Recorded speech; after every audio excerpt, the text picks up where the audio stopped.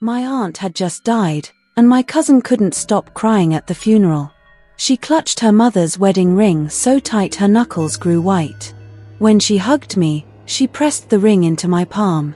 "I can't look at it anymore," she said. "Just take it away."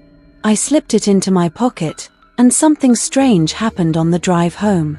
A warm sensation spread through my gut, like I'd swallowed a shot of good whiskey.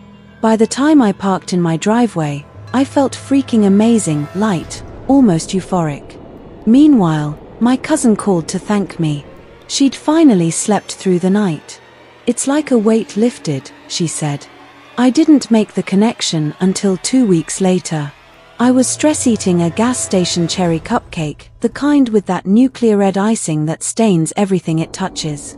The ring remained in my pocket, and when I pulled it out to look at it, some of that sticky icing smeared across the metal.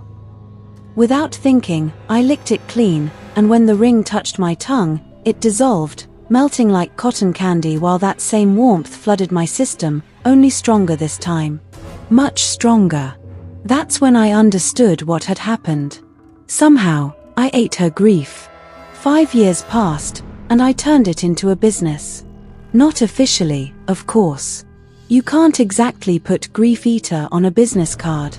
But word spread among the desperate. The process was simple. Bring me something that connects you to your dead loved one. Something that holds your pain. I consume it, and your grief disappears. I charged based on the intensity, 1,000 for a parent, 500 for a sibling, 250 for a grandparent. Pets were a flat 100. The pricing wasn't based on science, but on how much the grief would screw me up afterwards. But I didn't tell my clients what happened to their grief afterward. It didn't disappear. It lived inside me.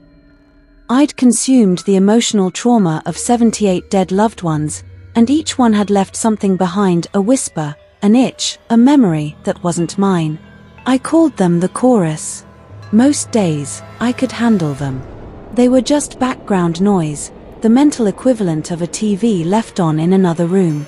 But lately, they'd been getting louder, more demanding. The whispers had become conversations. Conversations had escalated into arguments. Pleas had replaced the arguments. Let us out. Let us see them. We miss them. I ignored them and kept eating.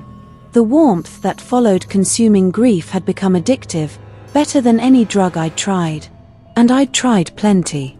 The business was just an excuse to keep feeling that rush. Ever since I was a kid, I'd had the same recurring nightmare, being trapped inside my body, conscious but unable to move or speak, while something else controlled me from within. I'd wake up screaming, drenched in sweat, grateful to be back in control. As I got older, the nightmares became less frequent, but more intense.